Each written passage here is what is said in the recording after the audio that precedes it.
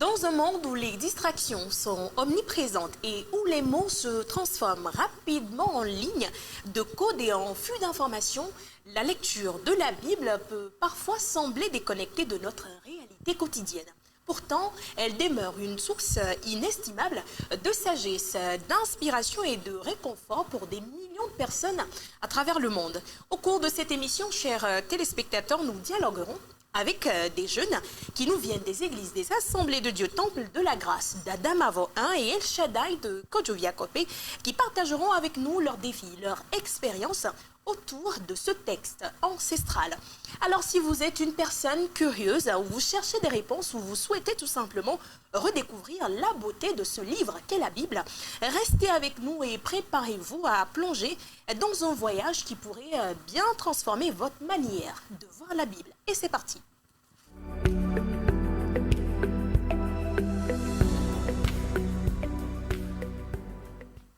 Chers invités, bonjour. Bonjour Elodie. Aquaba welcome.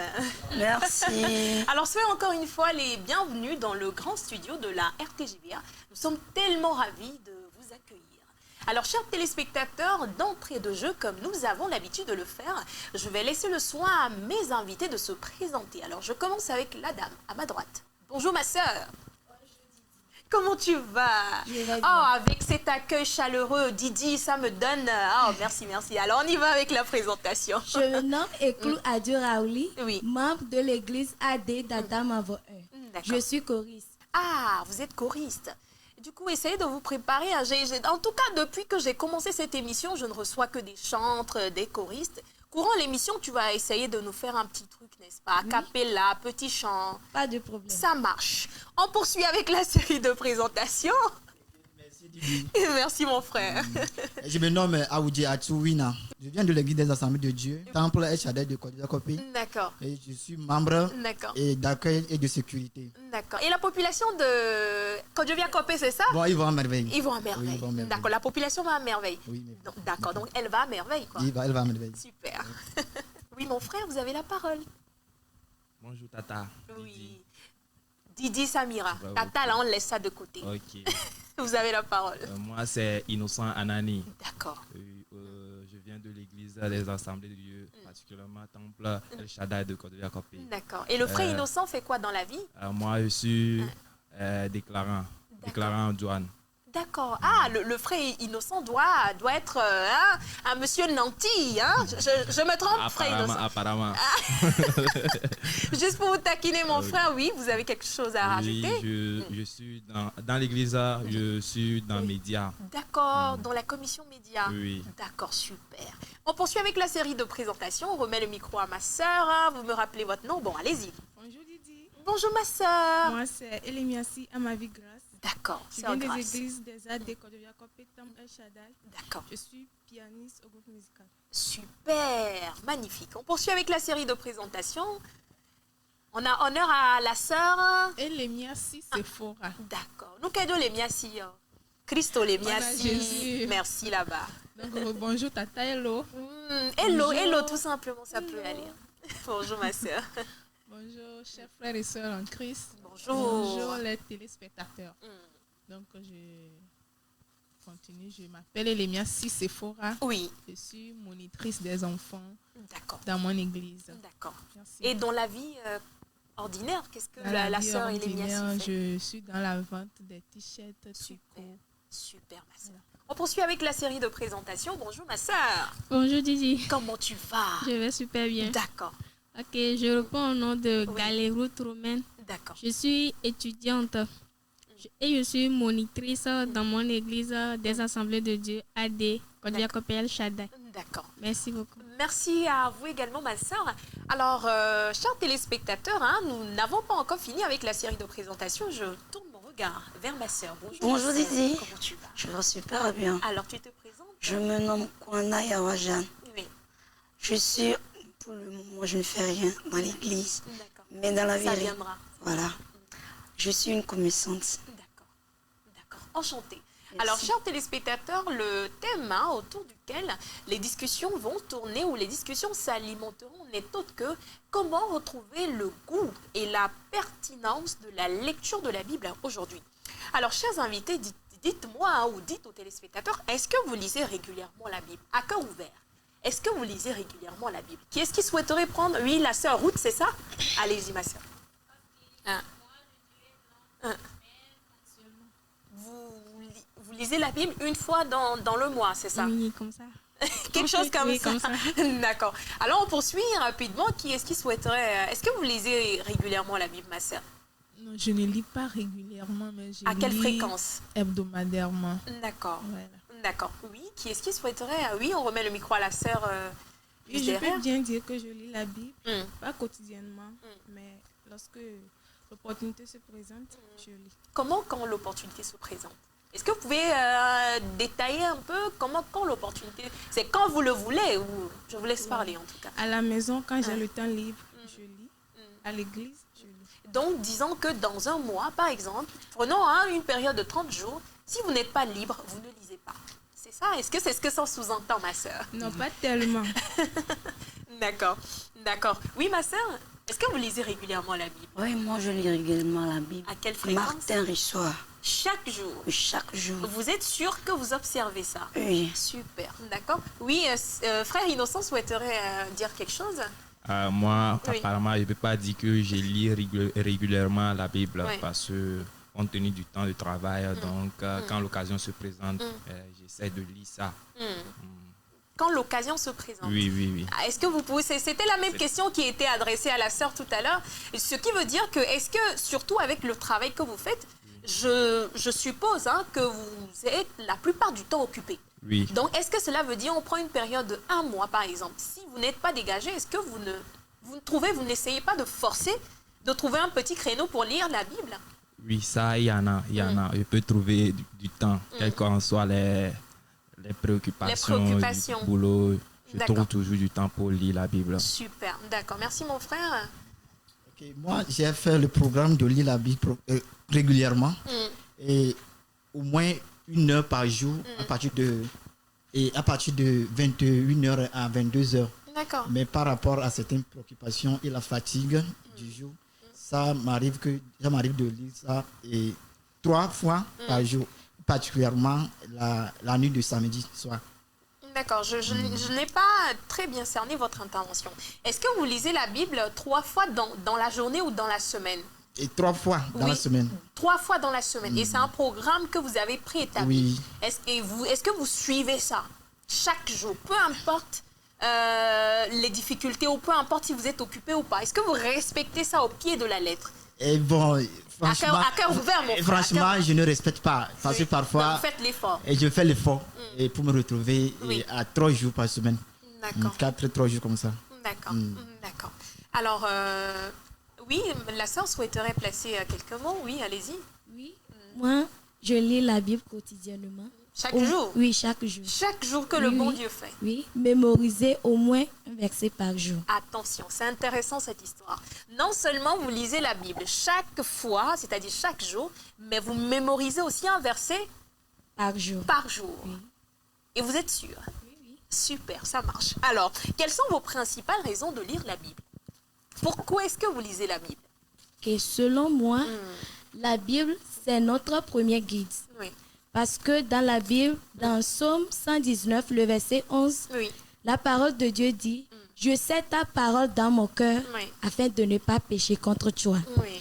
Et puis, je peux encore ajouter que c'est une recommandation de la part de Dieu pour ses enfants. Exactement. Et Josué 1, le verset 8 dit que cet livre ne s'éloigne point de Oui, que ce livre. que ce livre ne s'éloigne point de ta bouche, médite-le jour et nuit pour agir fidèlement selon ce qui est écrit. C'est alors que tu réussiras dans tes entreprises et tu réussiras. Amen, amen, amen. Oui. D'accord. Merci. Après votre intervention, ça se sent vraiment que vous mémorisez les versets. Hein. Et je vous continue, je vous exhorte dans ce sens, c'est très bien. Alors oui, D'accord, oui. Alors dites-nous, hein, quelles sont vos principales raisons de lire la Bible? Pourquoi est-ce que vous lisez la Bible? D'aucuns viennent de dire qu'ils lisent la Bible, je ne sais pas, 1 fois dans le mois, d'autres chaque jour que le bon Dieu fait, d'autres 3 fois dans la semaine. Mais alors dites-nous, nous et aux téléspectateurs qui nous suivent, pourquoi est-ce que vous lisez la Bible? Est-ce que vous lisez la Bible juste parce qu'il faut la lire? En tout cas, je vous donne l'occasion de vous exprimer. Oui, ma sœur, vous souhaiterez... On remet le micro à la sœur. Vous me rappelez votre nom? C'est Grâce. Sœur Grâce, allez-y. Pourquoi vous lisez la Bible, ma sœur? Moi, je lis la Bible c'est parce que c'est une recommandation de Dieu. Nous devons lire la Bible. Oui, Et moi, particulièrement, je lis la Bible pour être près de Dieu, oui, avoir des relations avec Dieu. tout à fait. Et découvrir Dieu, la personne qu'elle est, je dois le découvrir et c'est dans sa parole. Exactement. Et je dois lire aussi la Bible parce que ça m'aide à ne pas tomber dans de mauvais enseignements. Tout à fait. C'est tout ce que je Tout à peux fait. dire. Merci beaucoup, ma sœur. On remet le micro juste à la sœur. Vous me rappelez votre nom, ma sœur? C'est route. Sœur Ruth. Je veux ajouter aussi que Oui, on oui. peut connaître le monde à travers la Bible aussi. Oui. Donc ça nous éclaire aussi sur comment vivre et nous, dans le monde et comment mettre nos pas ou bien prendre nos idées, quoi. D'accord. D'accord. Merci, ma sœur. Vous souhaiterez rebondir? Oui, Oui, je vais, allez-y, ma sœur. ajouter en disant que la Bible elle-même, dans Jean 1, verset 1, il est dit, au commencement était la parole de Dieu. Tout à fait. Et la parole de Dieu, c'est la Bible. Et la parole de Dieu était avec Dieu. Et tout a été fait par la parole de Dieu. Et la parole de Dieu est Dieu. Et puisque la parole de Dieu ou la Bible, c'est Dieu, on doit la lire pour connaître Dieu, celui qu'on suit. Et si on le connaît, on peut continuer à suivre ce Dieu-là. Tout à fait. Et les enseignements qui circulent aussi, même nos pasteurs, nos prédicateurs qui nous enseignent, qui nous prêchent, il faut connaître la Bible pour comparer ce qu'ils disent à la parole de Dieu. Exactement. Et avec la parole de Dieu, il faut être toujours prêt à ce Dieu, accroché à ce Dieu. Et tout ce qui est caché dans la parole de Dieu, on le découvre.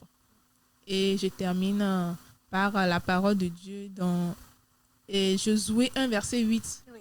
Il est dit que ce livre de la loi ne s'éloigne point de ta bouche. Médite-le jour et nuit afin que tu réussisses. Amen. Donc, quand tu lis la Bible, il y a trop de choses qui sont cachées dans Tout la à Bible. fait. Et en les découvrant, on réussit, on est joyeux, on est dans la paix. Oui. Voilà. D'accord. Merci beaucoup, ma soeur, pour cette intervention. Oui, ça, vous souhaiterez placer quelques mots. Et quelles sont vos principales raisons de lire? Pourquoi est-ce que J'aimerais vous rajouter un petit peu. Moi, je peux rajouter également, inclure la compréhension de la volonté de Dieu, le renforcement de la foi, la transformation personnelle. En lisant la Bible, En lisant la Bible. ça vous permet non seulement d'affermir votre foi, mais Voilà. de pouvoir changer. Voilà, le renforcement de la foi. Oui, oui. Voilà, la compréhension aussi également. Merci. D'accord, merci beaucoup. Alors, comment est-ce que vous pouvez décrire, cher invité, l'impact, je dis, de la Bible sur votre vie quotidienne? Vous lisez la Bible. Maintenant, quelles sont les répercussions du fait de cet acte-là que vous posez sur votre vie quotidienne? En lisant la Bible, qu'est-ce que cela fait dans votre vie? Ma soeur, vous souhaiterez placer quelques mots?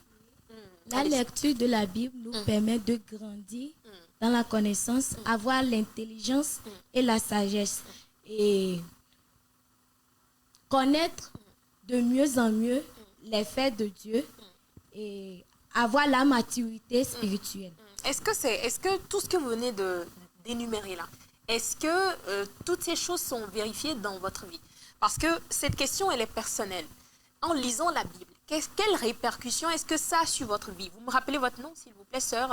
Sœur Raouli. Sœur Aouli. Raouli. Raouli. Oui. Alors, en lisant la Bible, quel impact cet acte a sur la vie de la sœur Raouli? Oui, je peux dire que en lisant la Bible, j'ai développé certaines intelligences que je n'avais pas avant. Comme quoi, par exemple? Comme je suis avec mes camarades, Oui. quelqu'un m'insulte, maintenant, c'est plus possible de répondre. De répondre. Voilà. D'accord. D'accord, super. Et oui, on remet le micro au frère et juste après, on vient vers vous, ma sœur. Oui, frère, vous avez la parole. Oui. L'impact de la Bible sur ma vie. Oui. Puis la lecture de la Bible me donne la motivation. Et ça me donne la motivation parce que dans la vie, chaque jour, il y a des épreuves auxquelles Vous êtes confronté. je confronte. Et bon, si on n'est pas enfermé dans la parole, bon, on peut abandonner les choses en chemin. Et Exactement. aussi la consolation. La consolation dans le moment douloureux. Donc, la Bible, c'est un moyen pour me donner la consolation. Et aussi, le discernement. Le discernement, parce que le monde nous offre beaucoup de choses. Exactement. Bon, si on n'est pas mu et fort dans la parole de Dieu, et franchement, on ne saura pas ce qui est bon et ce qui est mauvais. Donc, pour la raison du discernement, je fais l'effort pour lire la Bible. Tout à fait. D'accord. Merci beaucoup, mon frère. Oui, vous souhaiteriez placer quelques mots. Parlons toujours de cet impact-là, de la lecture de la Bible, ou l'impact de la Bible sur votre vie, mon frère. Oui, mon frère a tout dit, mais je veux ajouter. Allez-y. Moi particulièrement, nous, on est revenus du monde. C'est-à-dire, avant, on ne connaissait pas Christ. On est grandi. On est grandi. Donc, quand j'ai connu Christ, j'ai reçu Christ comme mon Père, mon Sauveur. Donc, je lis la Bible pour ne pas retourner encore dans le monde. C'est tout ce que j'ai ajouté à ce que mon D'accord. frère a Et dit. alors, pour la petite histoire, pour la petite anecdote, comment est-ce que vous êtes venu à Christ? Est-ce que vous pouvez partager ça avec nous? Ça nous intéresse. Est-ce que vous pouvez... allez-y. Vous vous êtes remémoré de certains souvenirs. Oui. Allez-y, mon frère. Comment est-ce que vous êtes venu à Christ? Comment est-ce que ça s'est passé? Ça, c'est une très longue histoire. Essayez de la résumer. Est-ce qu'on vous a parlé? Est-ce que c'était au travers, je ne sais pas, une évangélisation? Est-ce que c'est une connaissance?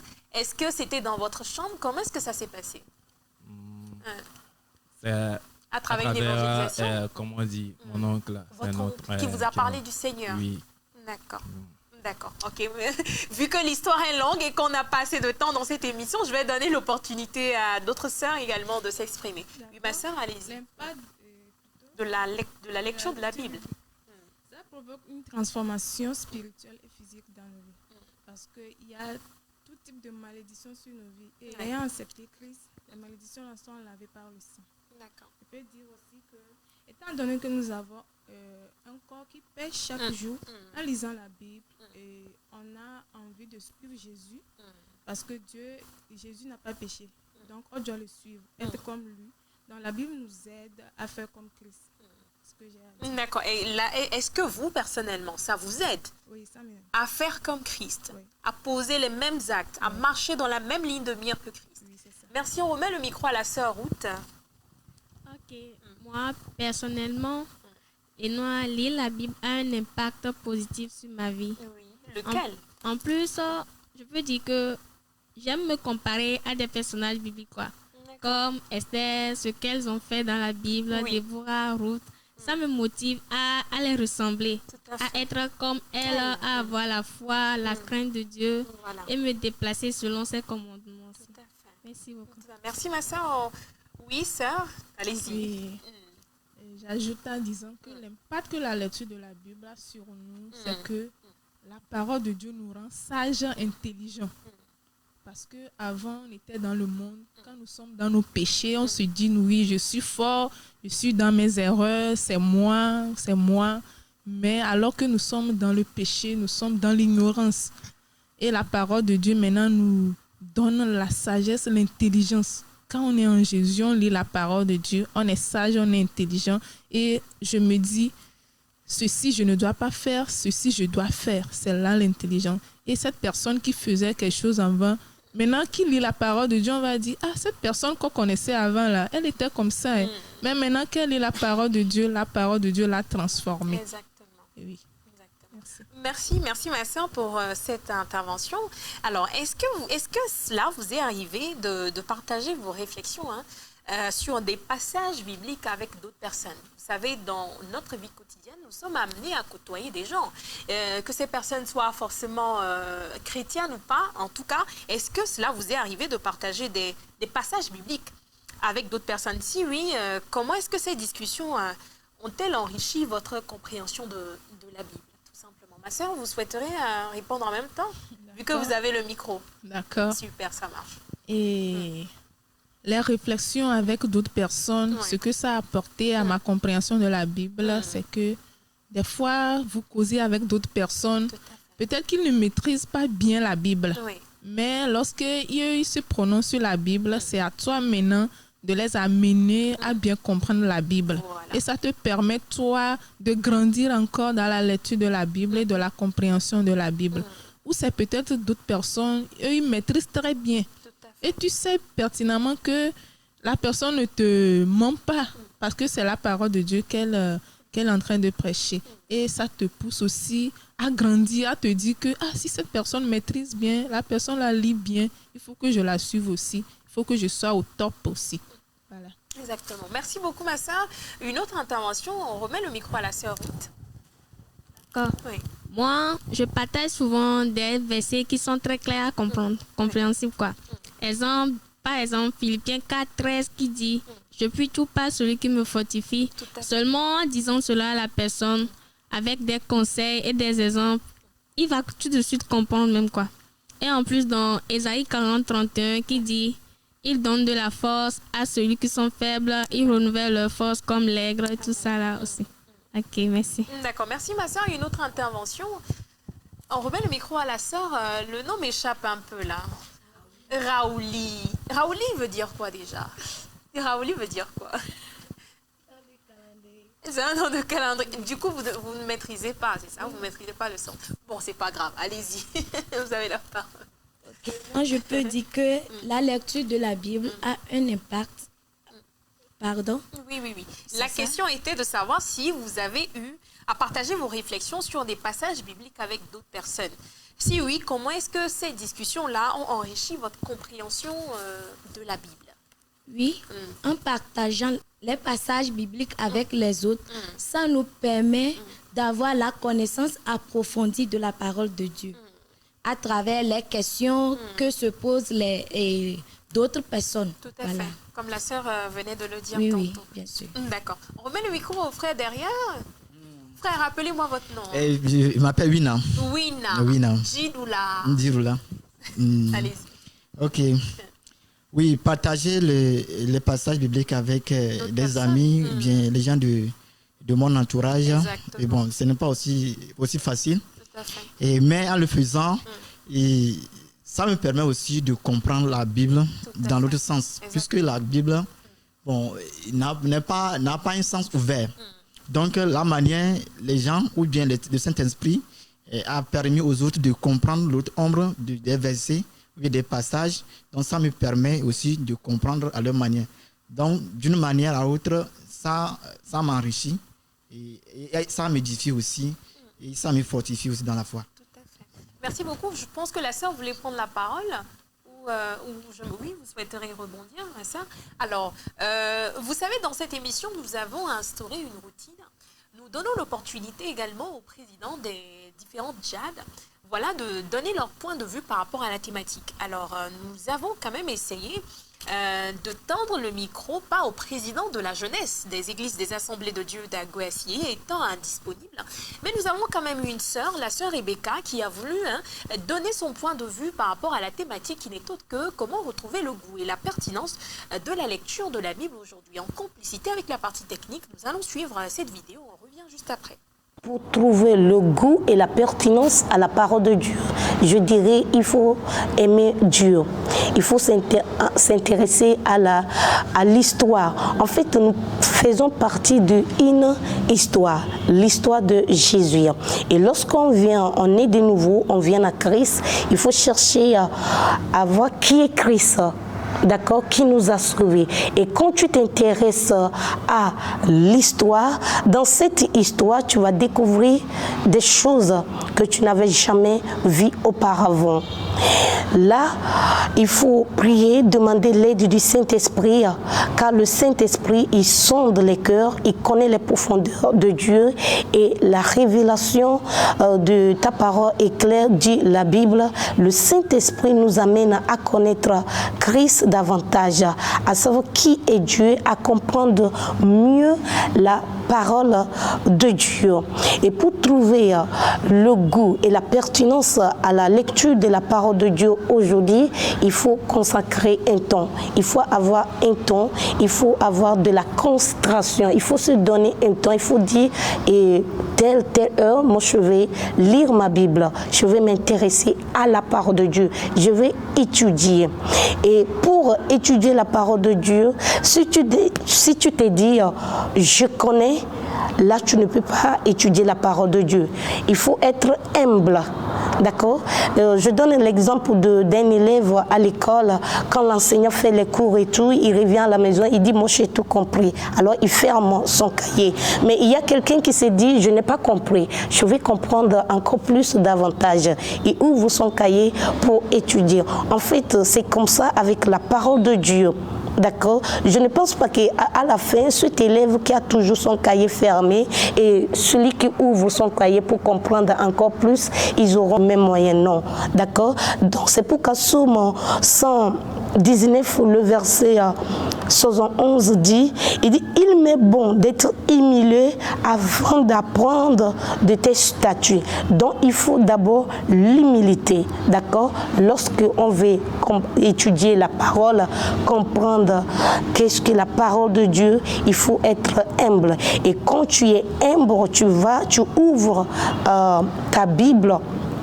Là, tu trouves un plaisir de méditer, de lire la parole.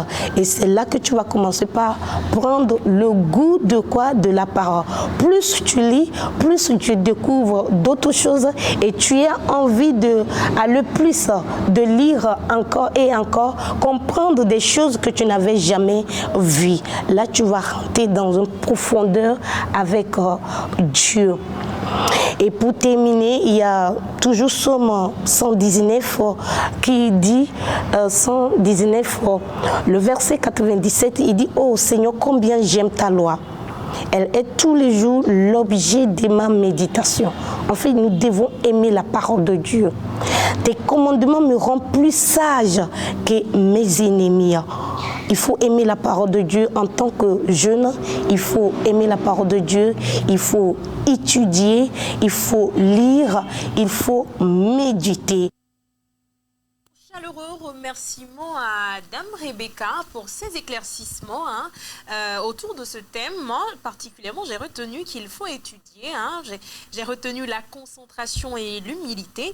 Mais on reviendra pour décortiquer cette intervention de Dame Rebecca.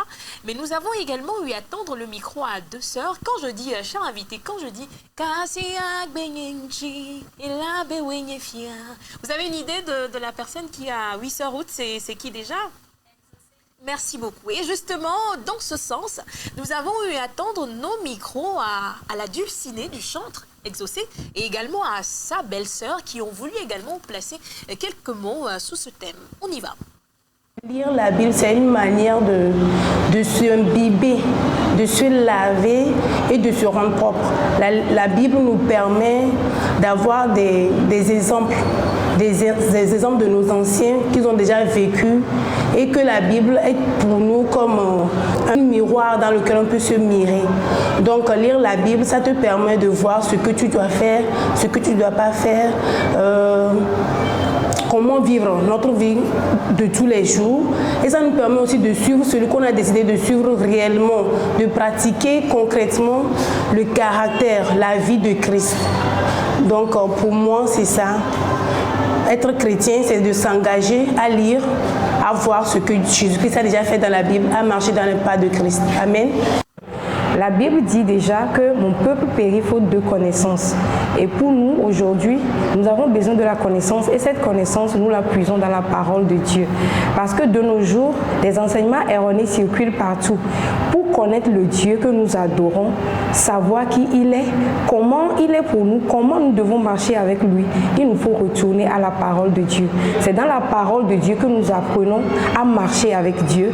Nous apprenons à écouter Dieu, à marcher selon ce qu'il nous dit, pas selon ce que les autres ou les pasteurs ou les hommes de Dieu nous disent. Quand bien même que nos pasteurs nous disent la vérité, mais nous sommes appelés à vivre une vie d'intimité avec Dieu, à prendre la méditation, à apprendre à marcher avec Dieu. Et je suggérerais à tout chrétien, quand vous vous réveillez le matin, avant de manger, lisez une parole de Dieu ou bien méditez et comme ça vous aurez l'habitude de méditer chaque jour. Merci. Amen. Alors, merci beaucoup à nos différentes intervenantes. Merci alors on revient sur l'intervention de Dame Rebecca.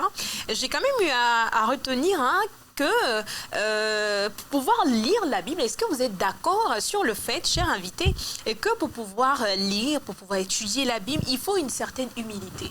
Il faut une certaine concentration avant de pouvoir comprendre le bien fondé ou le soubassement en fait de la Bible. Est-ce que vous êtes d'accord avec ce point de vue de Dame Rebecca, qu'il faut une certaine humilité, il faut une certaine concentration, surtout parce qu'il ne faut pas lire la Bible juste parce qu'il faut la lire, ou il ne faut pas lire la Bible comme un livre ordinaire. Sœur Ruth, vous souhaiteriez dire quelque chose, ou qui est-ce qui souhaiterait prendre la parole? Est-ce que vous êtes d'accord? Oui, frère. Oui. Ok, merci Didi. Je t'en prie, mon frère. La lecture de la Bible mérite vraiment une grande concentration. Oui. Et dans le sens que et parfois les problèmes de la vie, les événements nous accablent. Alors on n'est pas psychologiquement stable pour nous approfondir et dans le sens de la Bible. Et la Bible étant codée, bon, si on n'est pas concentré, on peut lire la Bible, mais décortiquer le sens, ça serait, et même l'appliquer dans sa vie, ça serait difficile. Très difficile. Donc il va falloir que si nous voulons vraiment nous imprégner dans la Bible, au moment de la lecture, on se débarrasse. Bon, on fait table rase des événements de la vie, des pressions d'ici par là, les problèmes. On oublie toutes ces choses-là. Et on se concentre vraiment sur le passage avant de nous méditer profondément. Je vous remercie. D'accord, merci. Quelqu'un, oui, sœur Ruth, souhaiterait renchérir. On remet le micro à la sœur Ruth, s'il vous plaît. Merci. J'aimerais juste ajouter aussi que après la concentration, il faut aussi la volonté, le désir aussi de bien comprendre ce qui est écrit dans la Bible et approfondir nos connaissances. Merci. D'accord, merci beaucoup ma soeur. Vous souhaiterez dire quelque chose? Oui, ma soeur, rappelez-moi votre nom. Séphora. Séphora, super. Oui. Donc je vais ajouter en disant que il faut une humilité qui est de demander au Saint-Esprit. Il faut s'humilier au Saint-Esprit, il faut se laisser au Saint-Esprit. Avant de lire la Bible, dire Saint-Esprit, aide-moi, je veux lire ta parole, aide-moi à comprendre ta parole. Parce que ce n'est pas ma parole, mais c'est la parole de Dieu. Saint-Esprit, aide-moi. Et en la lisant, le Saint-Esprit va t'aider à comprendre mieux la parole de Dieu. Et à la fin de la lecture de la parole de Dieu, tu te sens à l'aise, oui, tu as compris quelque chose, Dieu te parle. Exactement. Et voilà. Exactement. Merci beaucoup, ma sœur. Alors, vous savez, le monde dans lequel nous sommes actuellement est confronté à des difficultés et, si vous voulez, à des défis. Alors, est-ce que vous pensez qu'en lisant la Bible, est-ce que vous pensez que la lecture de la Bible peut apporter des solutions à ces défis ou difficultés dans notre vie, dans la vie moderne? Est-ce que...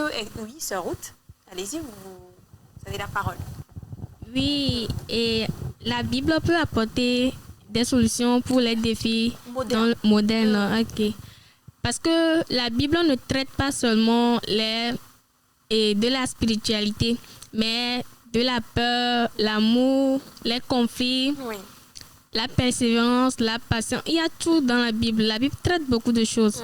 Donc, et la Bible résout les problèmes de la vie moderne, comme le choix de nos décisions, les pas que nous devons mettre dans le monde et nos actions, nos réflexions et comment tout ça quoi.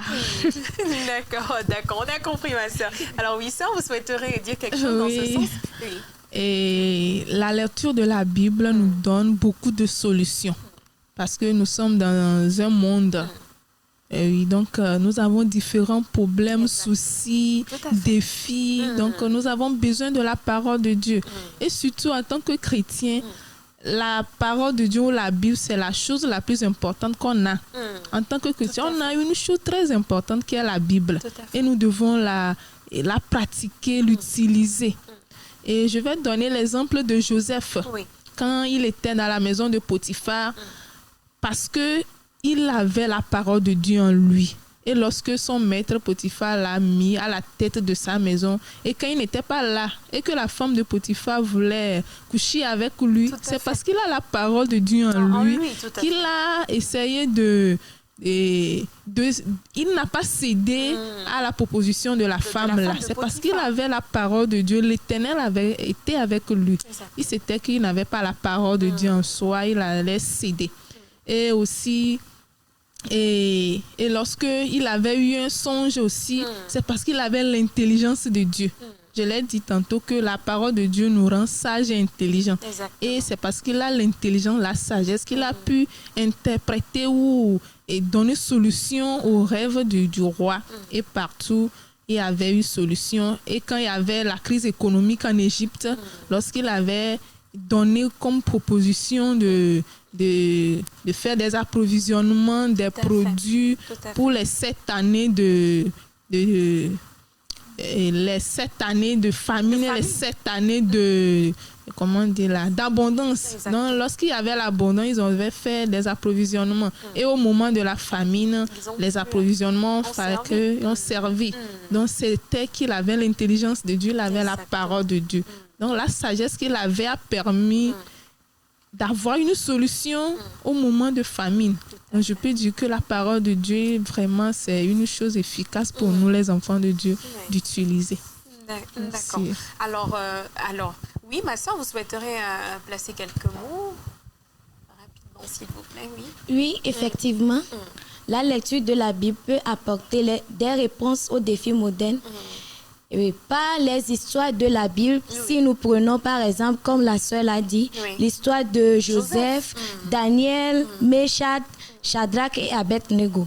Donc, par la lecture de la Bible, il nous donne le courage pour affronter les défis, surtout dans le monde actuel. D'accord. Merci beaucoup, ma soeur. Alors, quelles sont les méthodes que vous utilisez pour enrichir votre lecture de la Bible? Est-ce que vous procédez par la méditation ou est-ce que vous êtes plutôt partant pour, je ne sais pas, des lectures en groupe et tout ce qui va avec? Alors, je réitère ma question. Et quelle méthode est-ce que vous utilisez pour enrichir, autant pour moi, votre lecture de la Bible? Est-ce que vous aimez être seul, être concentré comme on venait de le dire, tout seul, recroquevillé quelque part? Ou est-ce que vous êtes plutôt partant pour des séances en groupe? Sœur, puisque vous avez le micro, allez-y. Oui, moi, par les méditations, les études en groupe, par exemple. Les deux? Oui, les deux. Les études bibliques. Voilà. D'accord. Une autre intervention rapidement. Oui, on remet le micro à la sœur Ruth. Okay, merci pour la parole. Comme je l'avais dit tantôt, je suis monitrice. Donc, d'accord, des enfants? Oui, des enfants. Super. Donc, je partage souvent les histoires bibliques en groupe avec les enfants. On médite aussi, pas des questionnaires, toutes sortes. Et même à la maison aussi, je médite aussi. Donc, c'est les deux que j'utilise. Les deux, super.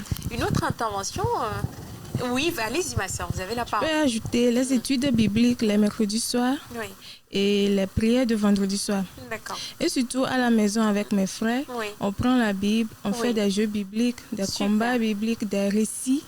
Et ça nous aide aussi. Ça vous aide également. D'accord, d'accord. Alors, et selon vous, quelles sont les barrières à la lecture de la Bible aujourd'hui?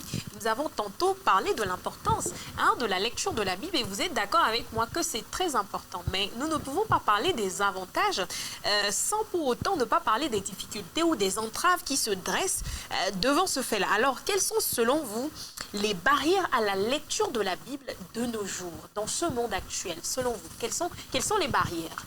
Ma soeur, oui. Pour ces barrières, je pourrais citer les réseaux sociaux. Aujourd'hui, les TikTok, les YouTube, les Facebook, autres, ils prennent beaucoup notre temps. Exactement. Et lorsqu'on se lance sur ces applications-là, on ne se délaisse plus. Tout à fait. Et jusqu'à savoir le temps écoulé. Et aussi, on a l'insouciance, on a l'indifférence. On s'en fout pas mal de la parole de Dieu. C'est tout ça. D'accord. Oui, sœur, on remet le micro à la sœur, parlant toujours des barrières à la lecture de la Bible aujourd'hui. Elles sont beaucoup. Oui. Et je peux citer manque du temps, nos problèmes de la vie. Oui.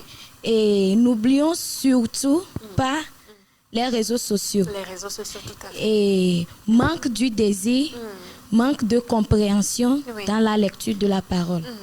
Voilà. D'accord, merci. Un autre rapport, on met le micro au frère. Wina. Oui.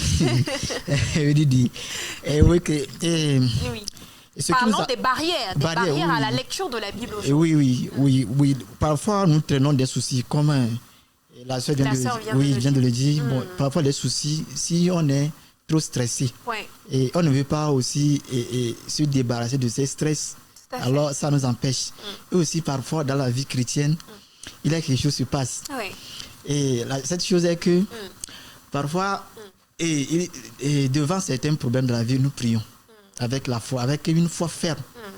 Et à la suite, on voit que ce n'est pas exaucé. Oui, tout à fait. Quand le découragement s'installe. Ça amène un grand découragement. Voyons, par exemple, quelqu'un qui est parti à l'examen. Qui a échoué. Il a échoué, mais il a prié. Peut-être aussi. Il a appris aussi. Oui, il a appris aussi. Maintenant, il échoue. Vous voyez ça que, bon, parfois, ça empêche la vie chrétienne, la foi chrétienne, de lire la Bible aussi. Bon, ce n'est pas... Bon, je m'arrête là-bas pour le moment. D'accord. On remet le micro à la sœur Sephora, s'il vous plaît, qui souhaiterait placer quelques mots. Oui, c'est l'incompréhension des tests. Souvent, les tests sont codés, sont difficiles. Quand je commence par à lire, je ne comprends rien. Je ferme la Bible, voilà, je prends mon téléphone, je rentre à TikTok et je souris, voilà, c'est ça. La parole de Dieu est incompréhensible. Et pour certaines personnes aussi qui ne savent pas lire. Donc, la Bible est là, mais ils ne lisent pas. C'est fermé, c'est peut-être le dimanche, ils vont à l'église et ils ouvrent, mais ils n'arrivent pas à lire. Voilà.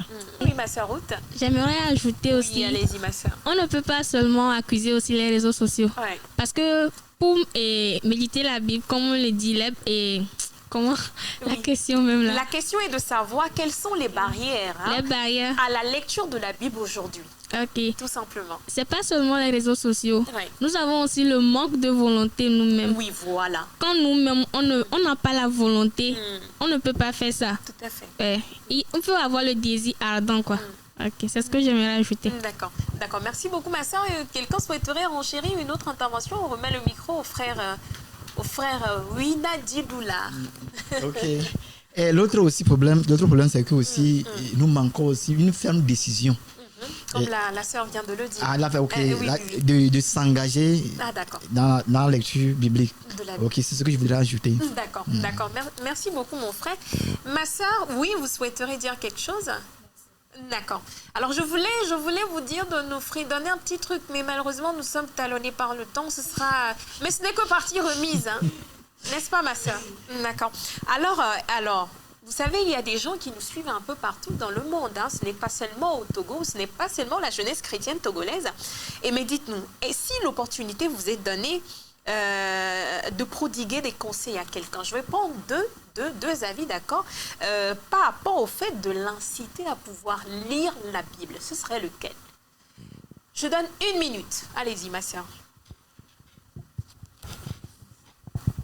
Allez-y. Organiser des jeux bibliques. Oui. Des enseignements bibliques au sein de l'Église. Aborder souvent les défis contemporains. Oui.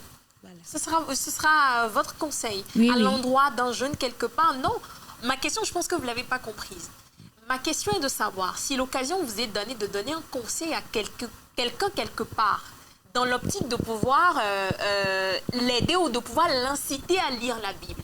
Ce serait lequel? Pourquoi est-ce que cette personne doit lire la Bible? Si vous devez donner, supposons que votre petit frère, vous devez conseiller votre petit frère à pouvoir lire la Bible. Qu'est-ce que vous allez dire à ce dernier? Qu'est-ce que vous allez lui dire? Participer régulièrement aux jeux bibliques. Aux jeux bibliques.